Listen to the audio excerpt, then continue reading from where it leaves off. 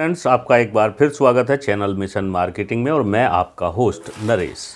आज हम इस वीडियो के अंदर जो चर्चा करेंगे, हमने एक रैंडमली जो है वो कमेंट को पिक किया है। सोनू चौधरी का कमेंट है। 4 हफ्ते पहले उन्होंने जो है कमेंट किया था और उस समय जो है वीडियो बनाने का समय नहीं मिला और अस्वस्थ था मैं, लेकिन कमेंट इतना प्यारा है उनका जो दिल को छू गया है और आज हम उस कमेंट के ऊपर ही वीडियो बनाने जा रहे हैं।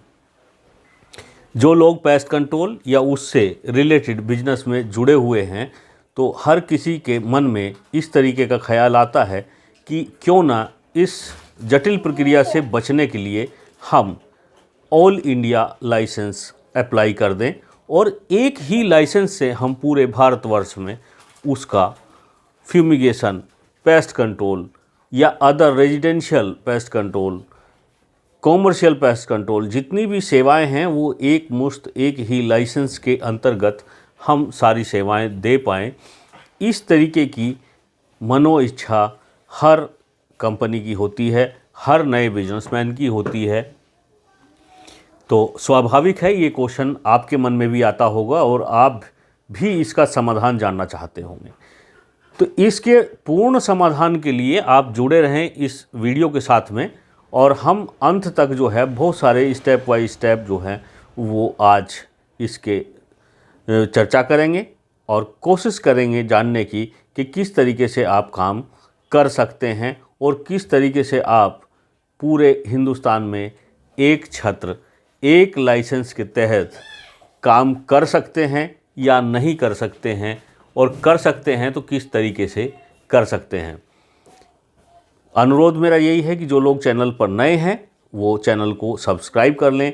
जिनको बहुत विशेष ज़रूरत है, इंटरेक्शन करके जो है कुछ जानकारी लेना चाहते हैं, तो वो ज्वाइन बटन के माध्यम से भी आ सकते हैं। अन्यथा आप अपने कमेंट सोनू चौधरी की तरह भी कर सकते हैं। बहुत बहुत धन्यवाद सोनू जी, आपने इतना प्यारा कमेंट किया, जनहित में किया और अपने हित के लिए भी किया। तो हम इस पे चर्चा शुरू करते हैं।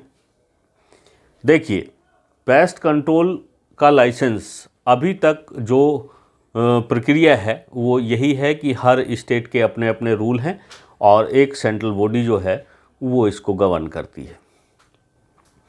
गवर्नमेंट जब भी कोई नया रिफॉर्म लाती है किसी बिजनेस के अंदर, तो वहाँ देखा जाता है कि उस बिजनेस से सरकार को कितना रेवेन्यू जनरेट होता है।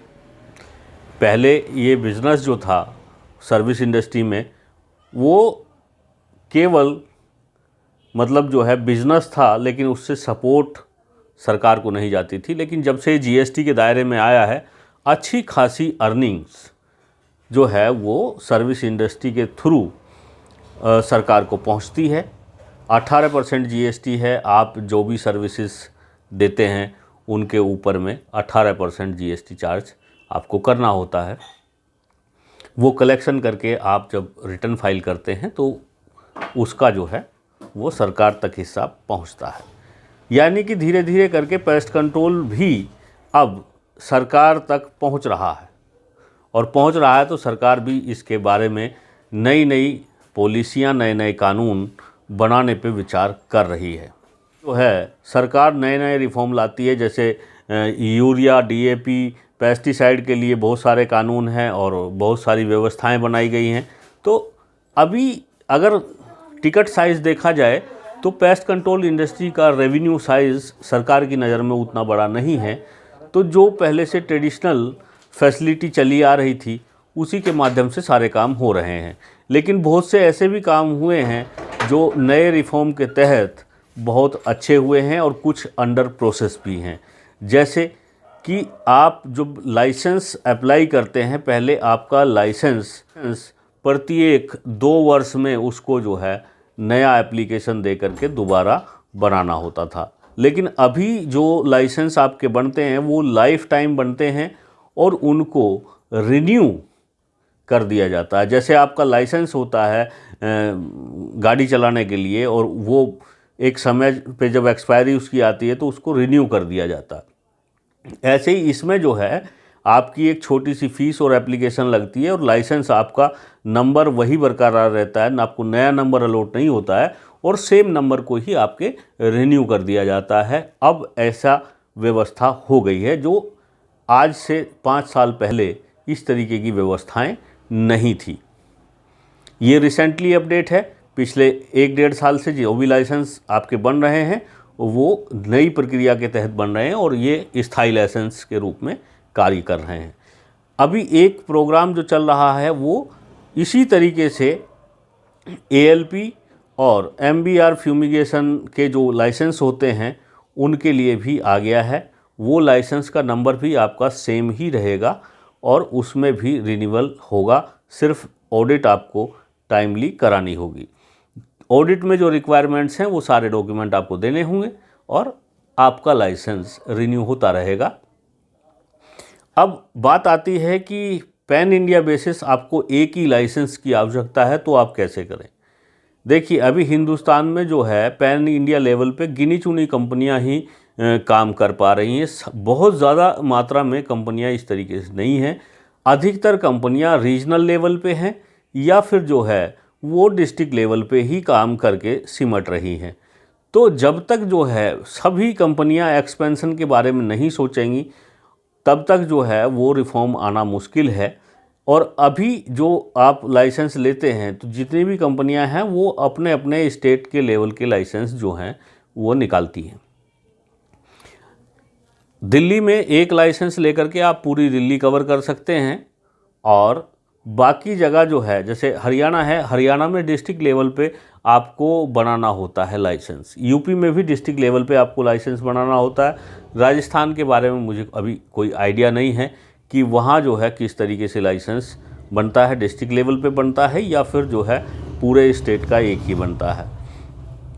ऐसे आपको जो है अपने डिस्ट्रिक्ट एग्रीकल्चर ऑफिस से जाकर के जानकारी लेनी होगी और वहीं से आपकी समस्या का समाधान होगा, क्योंकि लाइसेंस जो अप्लाई होते हैं वो वहीं से होते हैं। बहुत सी जगह तो जो है आपको ये भी दिक्कत आएगी कि वो ये समझ नहीं पाते हैं कि पेस्ट कंट्रोल का लाइसेंस और जो पेस्टिसाइड विक्रेता का लाइसेंस है उसमें क्या डिफरेंस है।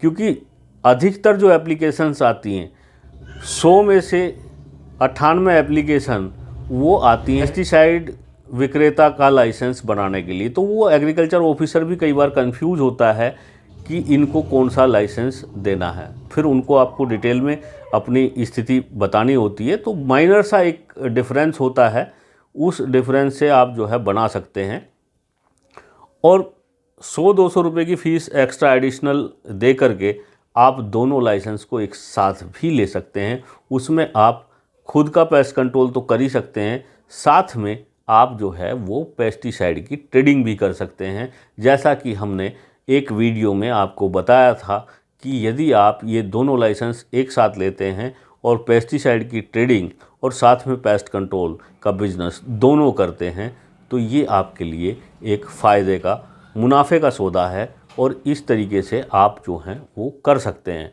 क्योंकि जो पेस्टिसाइड विक्रेता होता है उसके लिए भी क्वालिफ़िकेशन सेम ही होती है, उसको भी BSc एग्रीकल्चर या उसके समकक्ष की क्वालिफ़िकेशन होनी चाहिए। तो एक ही आदमी आपका जो है वो उस क्वालिफ़िकेशन से ये लाइसेंस भी ले सकता है और वो वाला लाइसेंस भी ले सकता है। एक साथ दोनों को अप्लाई कर दीजिए और दोनों काम में ही बल्ले बल्ले है। तो ये था मेन क्वेश्चन। और अभी तक जो है कोई भी ऐसा लाइसेंस जो है गवर्नमेंट इशू नहीं कर रही है कि केवल एक लाइसेंस से ही पैन इंडिया आपका काम हो सके। तो मेरी रिक्वेस्ट यही है कि किसी के बहकावे में ना आए। इस तरीके की अभी कोई पॉलिसी आई नहीं है। यदि कोई आपको इस तरीके का प्रलोभन देता है कि उसके पास व्यवस्था है और वो एक ही लाइसेंस से आपको सारे स्टेट में काम करने की परमिशन दिला देगा, तो कहीं ना कहीं इसमें लोचा है। आप जो हैं सतर्क रहें और चौकस रहें, अपने हिसाब से अपनी जानकारी के मुताबिक ही चलें। और जब तक आप जो है किसी सरकारी गाइडलाइन के तहत इस रिफॉर्म के बारे में जानकारी प्राप्त नहीं कर लेते हैं तब तक किसी का भी विश्वास न करें। सरकार का सहयोग करें और सचेत रहें, जागरूक रहें। इसी में आपका और हमारा फ़ायदा है। फिर मिलते हैं किसी नई वीडियो में। जय हिंद, जय भारत।